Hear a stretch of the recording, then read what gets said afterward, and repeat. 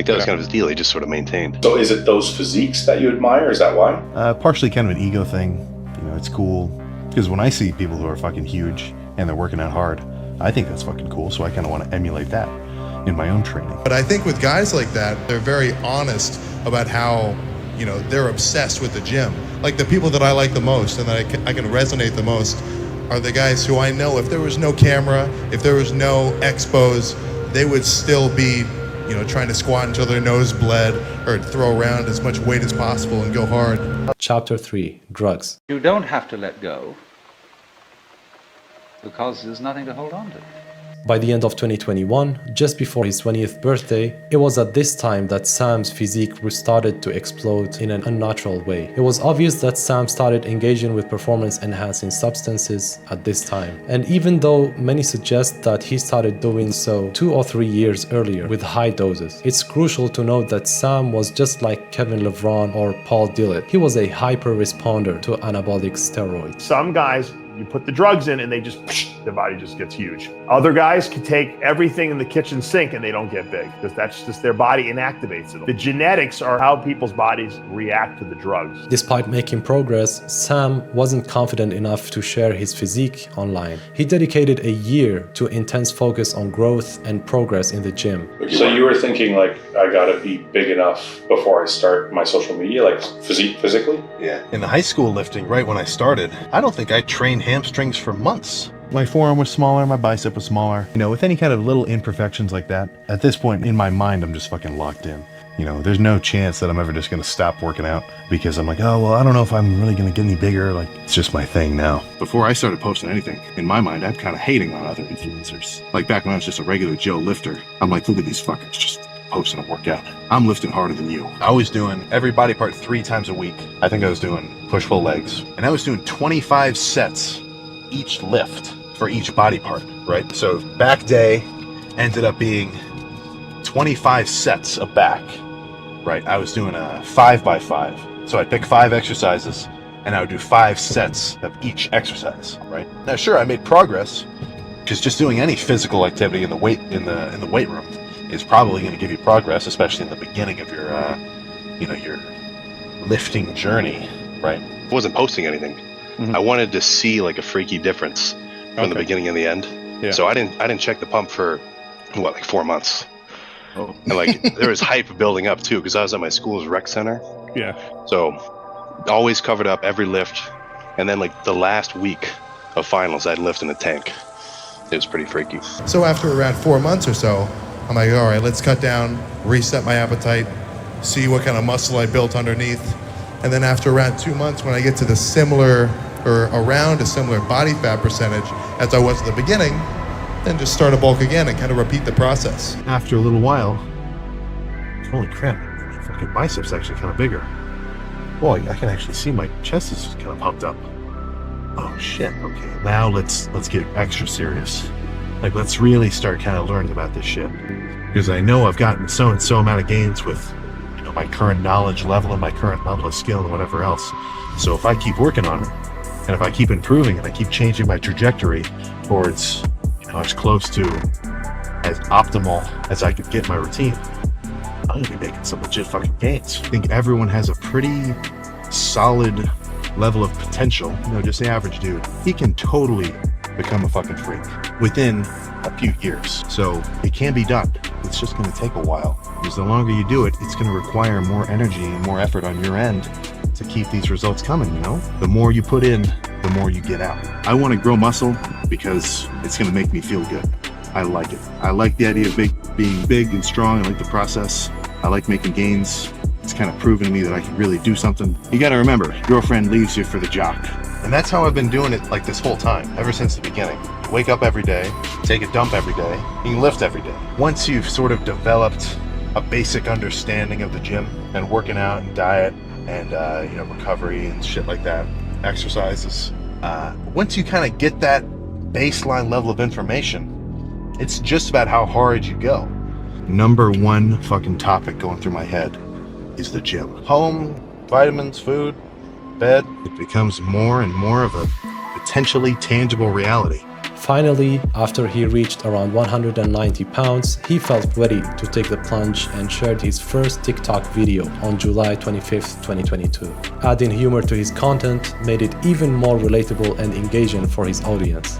In the beginning, I didn't really have a plan of doing any social media. Like, first, 3-ish years lifting, I always imagined just getting a job and I would just bodybuild, that was it. Like, I was just doing the TikTok. That was like just 6 months of that. So no talking to the camera. Those were just like the little workout reels with some kind of caption on top. Like the TikTok is all jokes. Those are all strength-based training and like ego lifting. The TikTok is for jokes. A couple of guys at my school started posting shit and they kind of blew up, so that was always my kind of goal. I wanted to make them funny too. So he continued to sharing videos and he was posting at least 2 to 3 times a day, from his weird interactions with females to counting macros and promoting ego lifting. He inundated his TikTok with content. And after about 6 months of that, I'd start getting comments that were asking to see the training. Chapter 4, Fame. Once you've seen that you're growing, it gets pretty fucking exciting. At this point, Sam's physique was rapidly evolving, and thanks to his athletic frame, his genetics, and a little bit of gear, he was gaining significant muscle mass in a remarkably short time frame. Oh shit, this is fucking working. And you start to learn more about it and get more gains, blah, blah, blah, blah, just fucking up. Next thing you know it, you're fucking 250 pounds sitting in your Camry, talking to yourself on your phone. You get what I'm saying? This muscle mass level that he already showed as a teenager was even better than most of the adults who work out in the gym. I would even say that he was better than Chris Bumstead and the iconic Arnold Schwarzenegger at the same age. Whoops. So school, mechanical engineering, and then you also work. Mm-hmm. So what do you do at work? What is your work? So I'm a crosswalk painter. So I do that with my brother. That's what I've been doing the last few summers. It's like you paint crosswalks or just a bunch of random stuff, pretty much. Anything that the city has to paint, that's like my job. Every year, we pretty much go across the whole city and repaint the crosswalks. It's summertime. Oh, so it's summertime. You They're having trouble finding anybody to even do it. Really? Why? Just because, I don't know. It's hot, kids don't want to fucking work outside, anymore, and yeah. people just want to work at sheets or whatever. Yeah. It's fucking hot. God damn it. I don't want to like name drop anyone, but a lot of other kind of guys my age, who when they sort of start to pop off social media wise, instantly drop out of school. I think the main part for me was I was already in my senior year of college. So if you're nearly done, you may as well finish it. Motivated by his early success in TikTok, Sam decided to broaden his horizon by launching a YouTube channel, allowing him to share workouts and nutrition in greater details and with longer videos. Sam uploads daily on YouTube a video of 30 minutes vlog-style content, covering everything from lifting to nutrition and his thoughts. The beginning, day 1 through like 40, you could tell I was using a lot of mannerisms, kind of like Rich Piana. Oh shit. Busted. I'm cookie after the gym. I could tell I was even playing it up. Like when you're on camera, you're gonna act extra loud, whatever, like emotional in a sense. For me, that's just the kind of videos that I like. This is the spring 2023 bulk. It has begun. It is late as fuck. I thought I was gonna get shot. The AC isn't on high enough. The fans aren't blowing hard enough air. I can't get a good workout.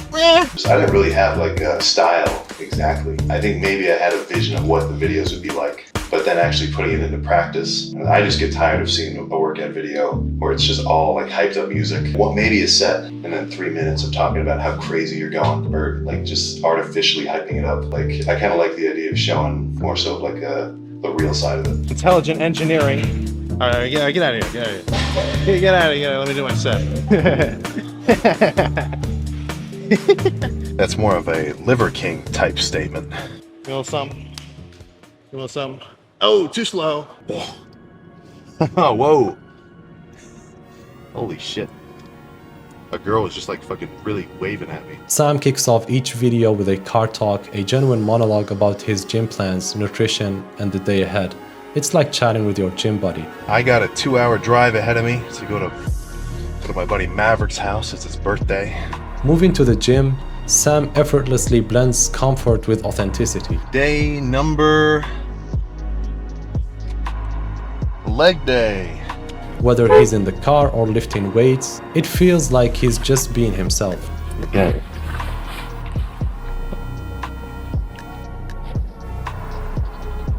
Good.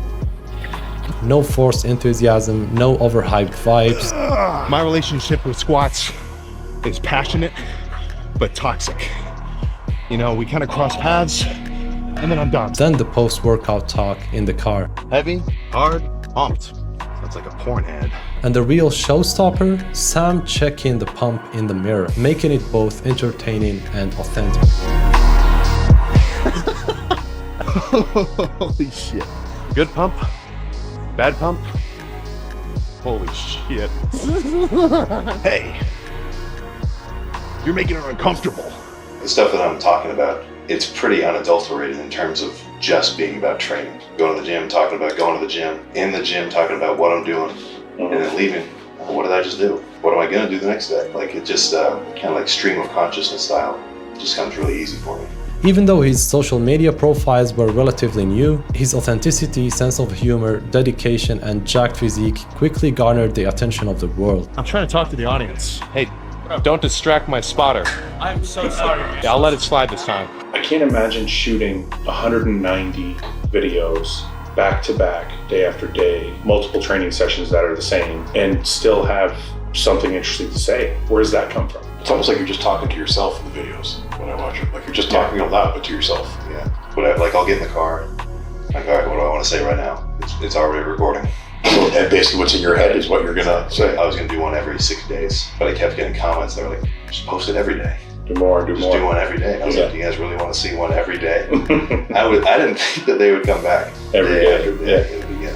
With the most of his uploads don't go below 200k views, he went viral like none did before. 3 million loyal subscribers and a total of 175 million views. The guy was making millions of dollars. With rapid success, it was inevitable that the major players in the industry would soon express interest in signing him. However, there was one man who took the chance before everyone else did. Fuad Abiyad. Somebody put me onto this kid named Sam Sulik.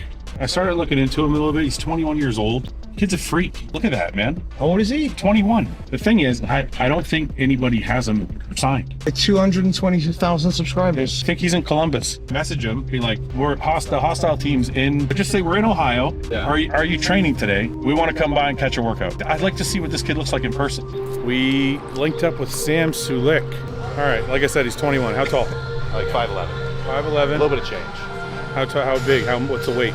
Weight right now at 245. All right, so in your videos, you look pretty lean. Is that real or is it shopped? No, I'm not going to Photoshop it. That's crazy. Fuad quickly offered Sam a contract with his supplement and gym clothing brand Hostile. Sam, I'd like to offer you a contract with Hostile. Oh shit. So, I don't know if you need to take some time to think about it. You know Details. what it's going to look like in detail, but glad I performed in the lift. Even though the question of how much value Hostile truly brought to Sam and the details of the contract is still a matter of debate, the Sulek's popularity was hitting the roof. Holy cow. 1 million, holy shit. Standard leg day is normal. 2023 is the year of the 200-pounder. That's how I know that I'm a pussy Andrew Eubanks hit this way.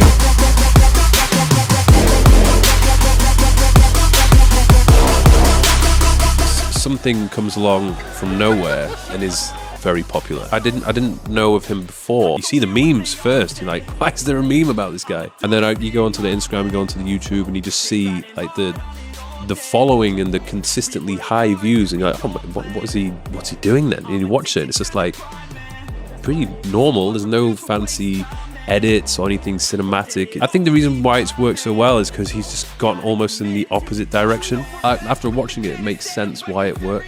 He has a lot of insightful things to say. Now, like, you go walk down the street and I look to my left and I see one of these. One of what? Oh, one of those. Like a look. Yeah. Like, it's cool, but I mean, how many fucking pictures can somebody take without asking you for it? Get a little annoying sometimes. Get a face tattoo. Sam's lack of fancy car or fancy edit or fancy thumbnails is just a signal of reliability. I think that's what people it's very relatable. If you think about how many men are in a similar situation to him. I think people can be inspired by that. Also, it might make them take a road trip to Mexico to fill up the trunk.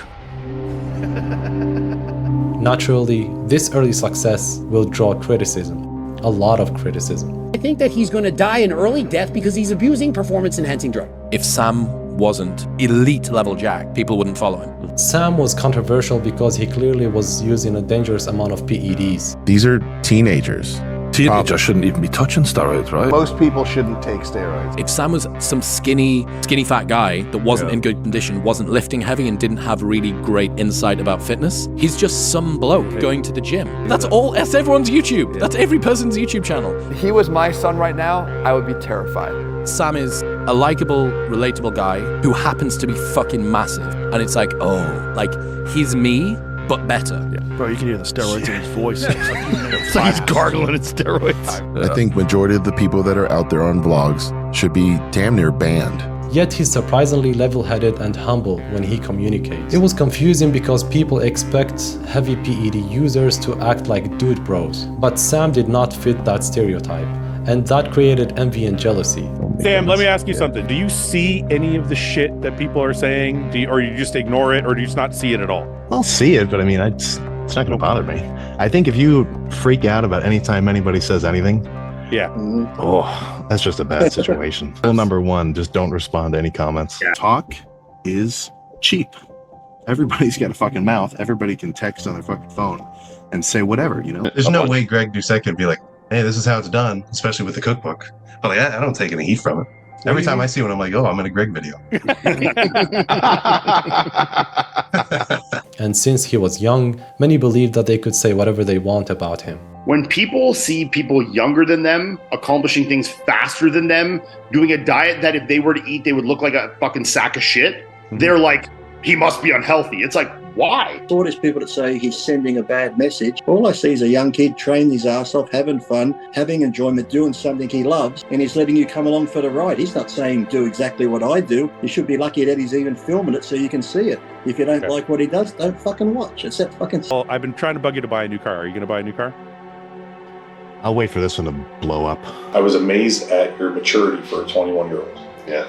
You don't care about gadgets. You don't care about cars. You don't care about fucking vacations. Like, is that how you are with everything in life? Yeah, pretty much. I definitely think I've kind of gotten a little bit more minimalistic as of late. Let's say you're making boatloads of money from your contracts and you're winning shows now, you're a pro, and you just, what is it that you want? What's the end goal for Sam? Also, I can't even imagine. Like, I don't know. I can't even think of something specifically. No, I'm sure I'd get some kind of house or, car or whatever, normal shit. Yeah, but you don't have you're not like a fancy car guy. Not specifically. No. Like, I'll see something drive by and I'm like, oh, that's kind of cool. But I'm not talking about the make and model. It's like, whatever. Well, yeah, right now you're driving. Ass or tits? Ass or tits? It's kind of like one's a prerequisite. Which one? Which one do you think? Ass. Tits. Yeah, ass. That's a There bad. you That's a go, basic Sam. take. Yeah, good man. Everybody, give Sam Sulik a round of applause. Thank him for his time. Thank you very much. I appreciate it. Thanks for coming out.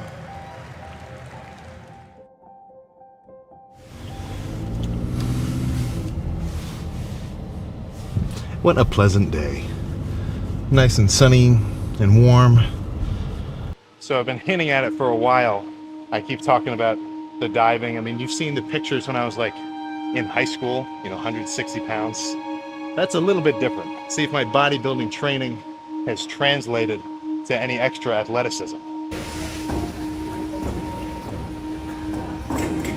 In the end, despite controversy surrounding his choices, Sam's story stands as one of the most successful tales in the bodybuilding, if not the very best.